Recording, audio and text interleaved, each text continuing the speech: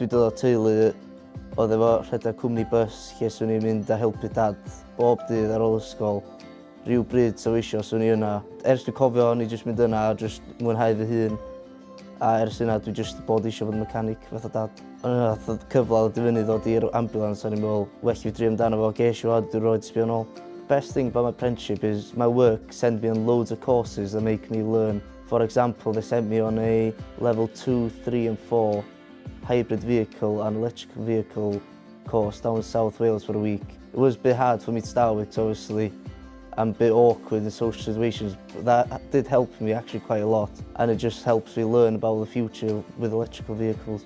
Employer, Alan, has really helped me as well, because he always has a chat with us to make sure we're doing everything okay and just talking about if we're fine at home and everything. That helps you get your mind clear. And as well, Sean, who's been my mentor in work, he's been really good to me. I rywun sydd eisiau gwneud prentisiaid, swn i'n dweud paid â ofyn dechrau, cos ti'n gwrdd dechrau rwla bob tro.